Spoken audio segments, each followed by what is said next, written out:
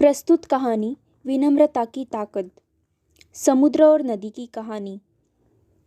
एक बार की बात है, एक नदी को अपने पानी के प्रचंड प्रवाह पर घमंड हो गया। नदी को लगा कि मुझ में इतनी ताकत है कि मैं पत्थर, मकान, पेड़, पशु, मानव आदि सभी को बहाकर ले आ सकती हूँ। नदी ने बड़े ही गर्वीले और अहंकारपूर्ण शब्दों में समुद्र से कहा, बताओ मैं तुम्हारे लिए क्या बहाकर लाऊं? जो भी तुम चाहो, मकान, वृक्ष, पत्थर, पशु, मानव आदि जो तुम चाहो, मैं उसे जड़ से उखाड़ कर ला सकती हूँ। समुद्र समझ गया कि नदी को अहंकार हो गया है। उसने नदी से कहा, यदि तुम मेरे लिए कुछ लाना चाहती हो तो थोड़ी सी नरम घास उखाड़ कर ले आओ।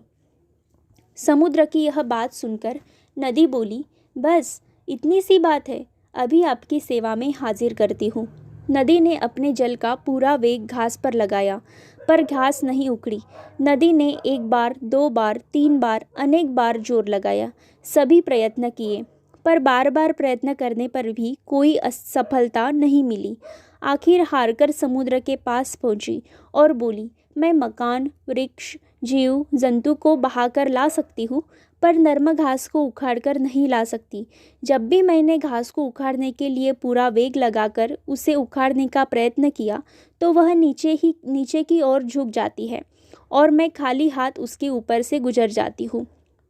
समुद्र ने नदी की पूरी बात सुनी और कुछ देर विचार किया और फिर मुस्कुराते हुए बोला, जो पत्थर या वृक्ष जैसे कठोर होते हैं वे आसानी से उखाड़े जाते हैं, किंतु घास जैसी विनम्रता जिससे सीख ली हो उसे कोई प्रचंड वेग भी नहीं उखाड़ पाता।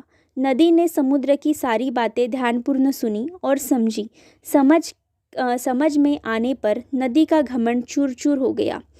कहानी की सीख यह है, विनम्रता से इंसान बड़ी से बड़ी कठिनाइयों का सामना कर लेता है।